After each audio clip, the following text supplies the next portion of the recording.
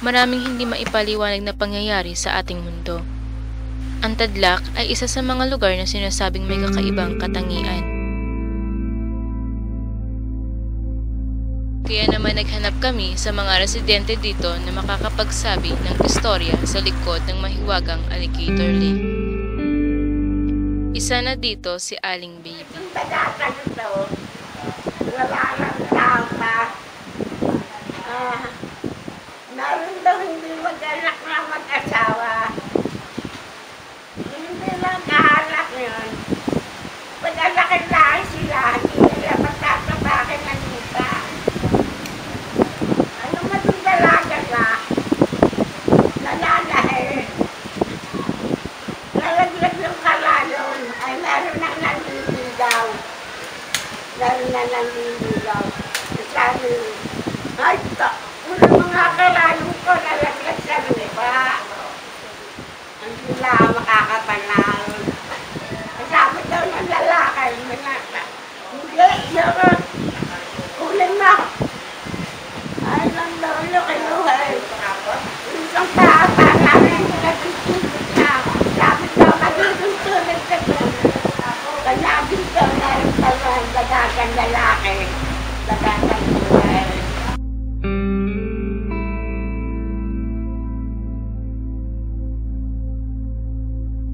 Ano lang to, parang tourist spot lang to.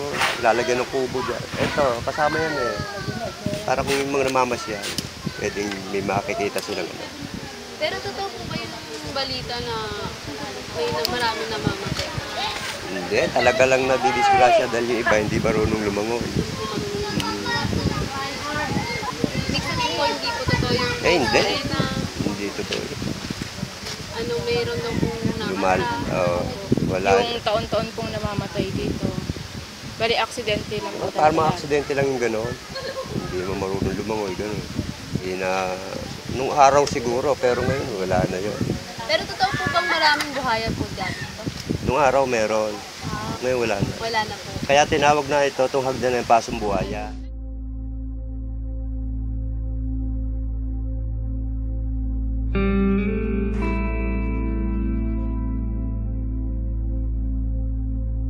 So, ano, may ano po kasi dati na ano din nga po, may haka-haka daw po na. Noon yun. Ngayon po wala Wala, na po. Wala naman po namamatay ngayon. Mga 3 years na ago, mga 2 years nang ano. 2 years pong wala na, okay na po. Kasi yung kay maliliit, kasi ang kinukuya talaga mga dayuhan lang. Dayuhan po. Yearly, isang taon kung ilan. Pero ngayon, pagkareho sa amin.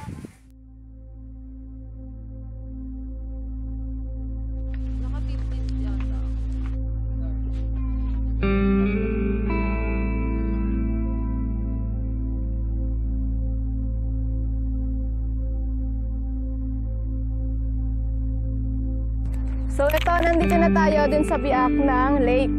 Yan, kung nakikita nyo yan, yung dalawang yan, yan yung biak nun. So nandito na tayo. Destination area.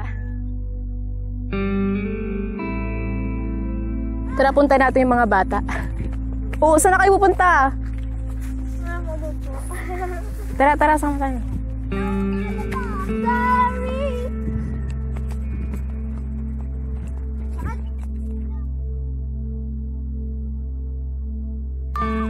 Naliligo ka rin dito?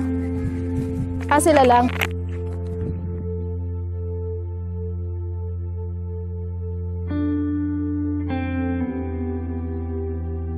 Yan, nandito na tayo.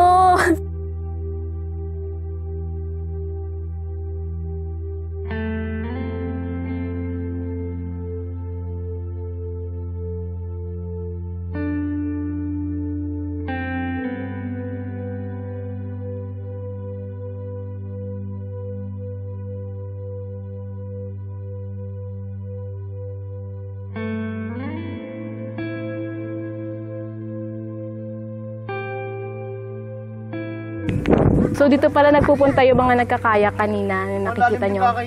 Dito sila nagpupunta, dito yung site nila.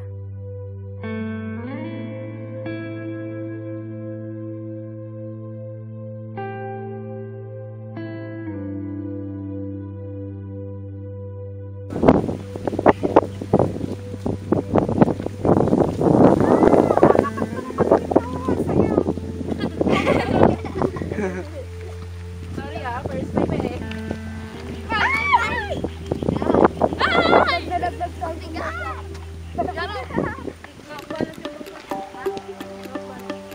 tayo dito na sa may gitna. Dun sa may biyak ng lake. Ayan, yun nakikita nyo yung view. Ganda. Tunay ngang mahiwaga ang mundo. Maraming misteryo ang hindi maipaliwanag ng siyensya ng tao. Maniwala man sa haka-haka noon, ang tanging magagawa na lamang natin ngayon ay pangalagaan ang kalikasan natin. Katulad ng Alligator Lake. Ako po si Roxanne Labis. Ako po, Darlene Auro Peltiña. Ako po, si Dave Capillian. At kami po ang Wanderlust Production.